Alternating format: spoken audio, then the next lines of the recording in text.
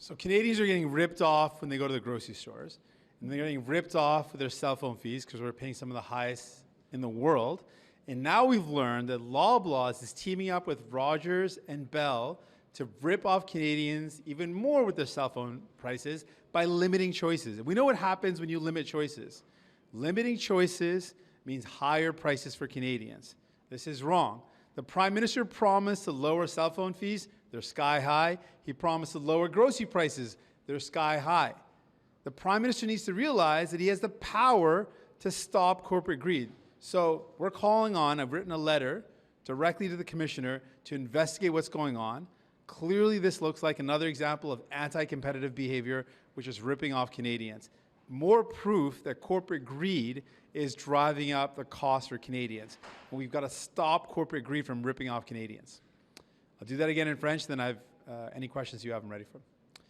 C'est clair que les gens sont arnaqués quand ils font l'épicerie. C'est aussi clair qu'on paye des prix pour les services cellulaires les plus élevés, parmi les plus élevés, parmi le monde, à travers le monde. Et maintenant, on a appris que Loblaw travaille ensemble avec Rogers et Bell pour encore arnaquer les gens par rapport à leurs frais cellulaires, en limiter les choix. Le Premier ministre a promis de réduire les prix des épiceries, ils sont tellement hauts. Il a promis de réduire les prix des services cellulaires, c'est tellement haut. Encore, on demande au gouvernement de faire le travail de protéger les consommateurs. Donc, j'ai écrit au Bureau de concurrence pour enquêter cette situation parce qu'il me semble que c'est un autre exemple d'exploitation par les grandes entreprises. Et on doit arrêter ça. C'est clair que ni Pierre Poilievre ni Justin Trudeau sont prêts à arrêter ces grandes entreprises, mais nous, les néo-démocrates, nous sommes prêts. Monsieur Singh, Québec va de l'avant avec un bureau à Tel Aviv. Dans le contexte, est-ce que vous pensez que c'est une bonne idée d'aller de l'avant avec ce bureau-là, avec tout ce qui se passe là-bas? Je commence en disant que c'est la décision du gouvernement du Québec, c'est leur décision. Mais personnellement, je pense que dans le contexte d'une guerre, particulièrement dans un contexte de violation des droits de la personne, de tout ce qui se passe, ce n'est pas une bonne décision. Sur la reconnaissance de l'État palestinien, votre parti a émis un communiqué tout à l'heure où vous êtes fâché que le gouvernement libéral n'emboîte pas le pas aux autres pays. Mais vous étiez content que votre motion soit modifiée au mois de mars, où on avait enlevé cette référence à la reconnaissance. Alors, je n'arrive pas à réconcilier vos deux positions. On a un projet de loi de Heather McPherson qui reconnaît l'État de Palestine. Donc, on va continuer avec ce projet de loi. Donc, c'est toujours notre position. Et on pense que c'est important pour arriver à la paix, à une solution de la paix, pour reconnaître l'État de Palestine, pour vraiment aller de l'avant avec une solution de deux pays, de deux États. Oui, mais alors pourquoi avoir accepté que votre motion soit modifiée? Vous aviez voté pour votre motion modifiée par les libéraux et elle avait été modifiée pour enlever cette référence. Et là, aujourd'hui, vous êtes fâché, mais vous avez voté pour il y a un mois et demi. On a un projet de loi qui continue d'avancer cet enjeu, un projet de loi de Heather McPherson. Ça, c'est pourquoi on va continuer d'appuyer cette position parce que c'est toujours notre position. Au sujet de, je pense que c'est une motion que vous voulez dire de Mme McPherson plutôt qu'un projet de loi. Cette motion-là n'est vraiment pas en haut de la pile. Ça va prendre beaucoup de temps avant qu'elle revienne à l'agenda parlementaire. Alors que l'autre motion dont ma collègue parlait, elle était dans les priorités. Est-ce que vous avez manqué une occasion? C'est toujours notre position. On pense qu'on doit reconnaître l'État de Palestine. C'est clair, c'est notre position. Mais c'est aussi clair que les libéraux n'ont pas à se prononcer sur cette question et c'est une mauvaise chose à faire. Les autres pays ont déjà fait ça. On a vu plusieurs pays comme Irlande et Norvège qui ont fait ça. On pense que le Canada doit aussi reconnaître l'État de Palestine pour aller de l'avant avec une solution de deux États. In English, in the wake of the fact that more allies are coming forward about Palestinian statehood, where do you stand on that? Absolutely. So we absolutely believe that we need to recognize Palestine as a state. to move forward with the two-state solution, to move ultimately forward for a peaceful solution. We maintain our position. We have a private member's motion on this, a private member's bill on this, by Heather McPherson, my foreign affairs critic. This is the New Democrat position. But most importantly, Canada should take this position. Justin Trudeau should take this position. Other countries have already made it clear that that is one of the ways forward to bringing the two-state solution back to the forefront. And we believe it is a fundamental step towards peace. Some comments that the finance minister made in QP yesterday. You were there, you heard her. She spoke about Pierre Poilievre wearing makeup, more makeup than her.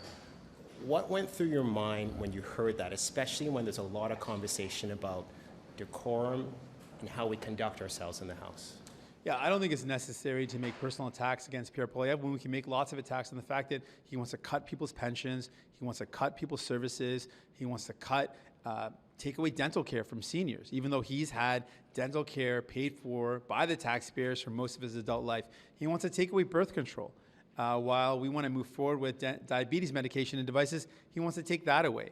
He wants to cut the things that people need. He's never going to take on corporate greed because he's so cozy and close to the CEOs of these large corporations. They're max donors for him. His executive body is made up of corporate lobbyists. He's never going to stop corporate greed. That's what we should be attacking Pierre Poilievre on, the fact that he's going to cut pensions for seniors. That's going to hurt people. People need to know that. And I think that that's where we should focus our attacks and not make it personal about appearances. Conservatives were saying that it was sexist. Just one follow-up. Conservatives were saying that it was sexist. Some people might even say it was homophobic. Do you agree with those classifications? I just think it's wrong to attack someone based on their appearance, especially when Pierre Poilievre, we can attack him on so many of the fundamental things that he's going to do to hurt Canadians. He's going to hurt Canadians by taking away their pensions. He's going to hurt Canadians by taking away EI. He's going to hurt Canadians by continuing to favor big corporations, which is going to mean he's not going to stop corporate greed from ripping off Canadians. He's not going to stop corporate grocery stores or big telcos from ripping off Canadians when it comes to their cell phone prices or their grocery prices. So that's what we should focus on, how Pierre Poilievre is going to hurt Canadians because he's so cozy with big corporations, he's not going to stop them from ripping you off. Sur l'itinérance, j'aimerais avoir votre réaction au rapport du directeur parlementaire du budget à l'effet que ça prendrait 3,5 milliards annuellement pour réduire l'itinérance de moitié au Canada. C'est un autre exemple, ce que le rapport montre aussi, que les libéraux ont encore brisé leur promesse de réduire l'itinérance. Au lieu de le réduire, ils ont augmenté le chiffre de l'itinérance. Donc ça, c'est encore une promesse brisée.